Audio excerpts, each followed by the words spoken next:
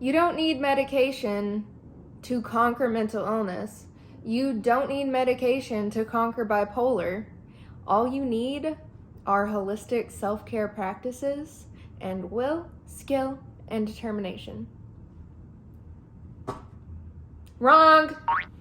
Wrong.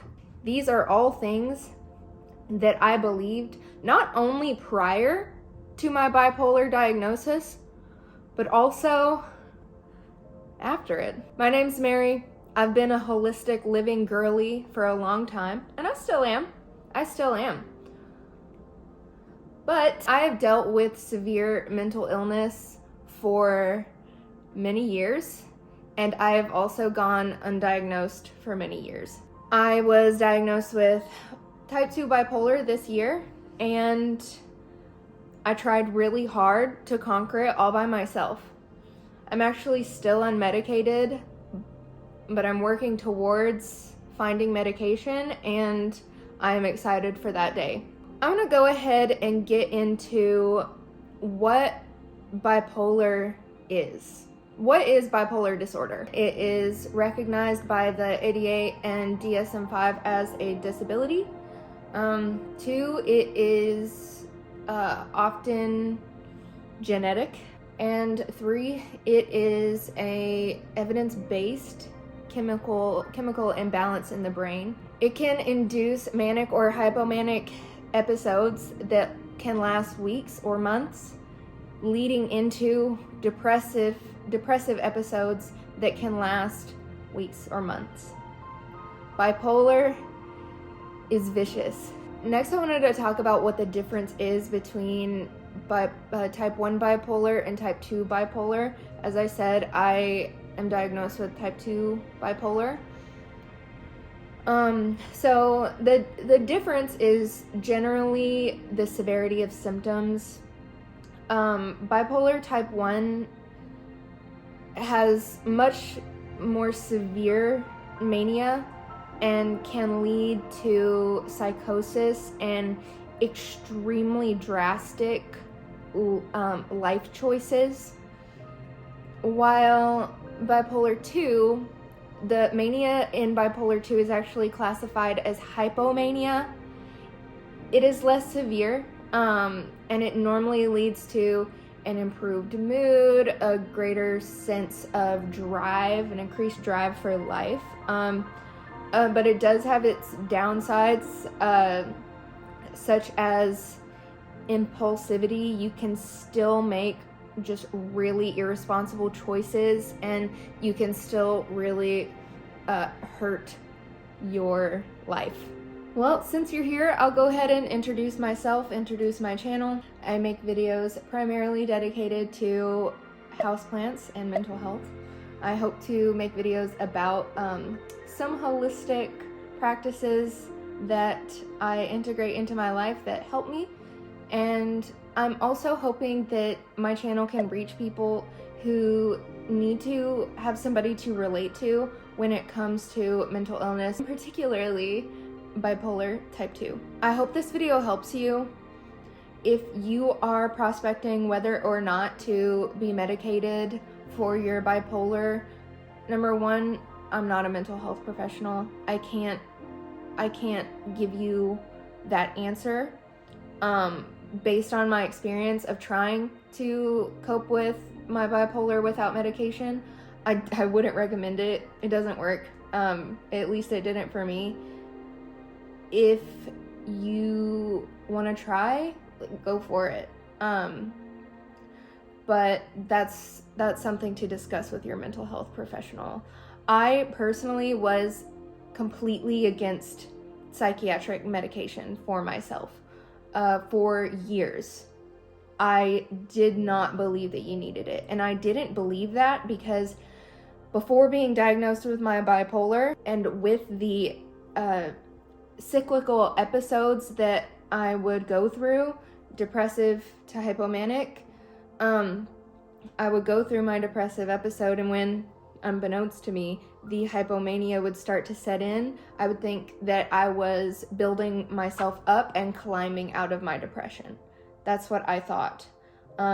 I was incorrect. I was going hypomanic and the cycle was going to continue. But that's beside the point. For that reason, I didn't think I needed psychiatric medication. I thought I needed more determination.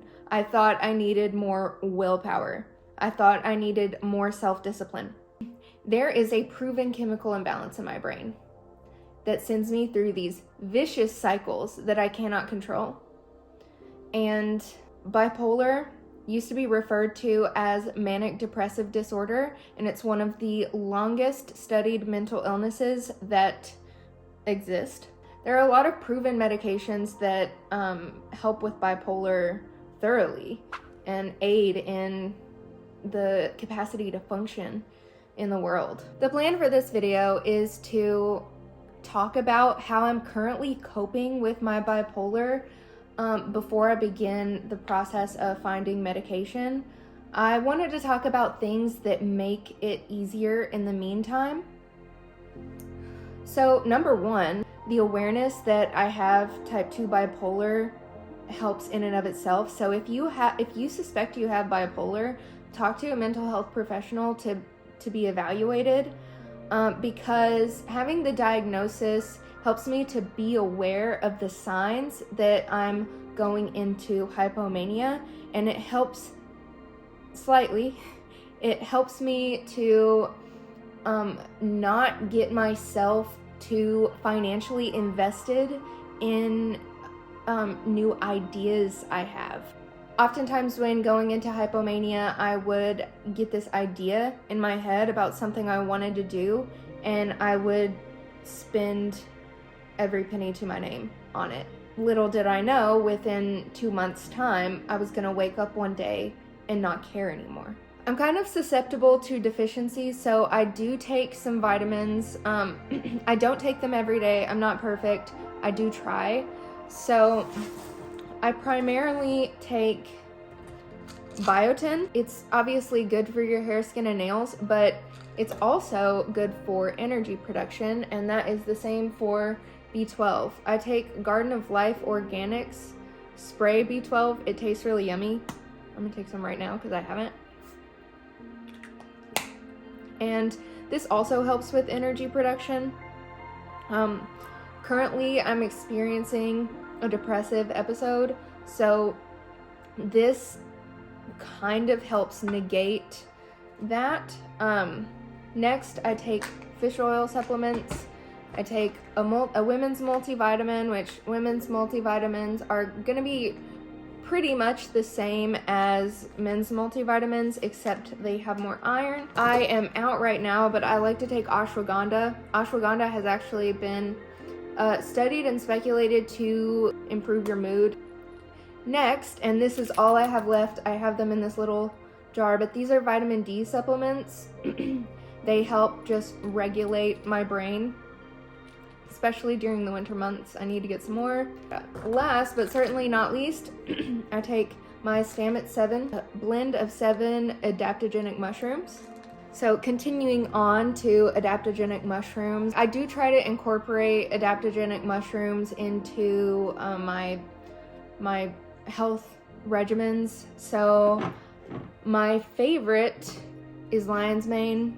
Lion's mane has been shown to improve cognitivity and improve memory, things like that. I don't know how well it's working on me. I do notice a bit of a difference. Next is reishi powder. Reishi mushroom has been shown to boost immunity. One of the symptoms of bipolar disorder is physical illness. That just comes with depression, stress, and anxiety, and all those things. They make you sick. So reishi helps negate that. I actually think I just had COVID. I had a very, very sore throat, a fever. I was getting a rash from any amount of heat that touched my skin.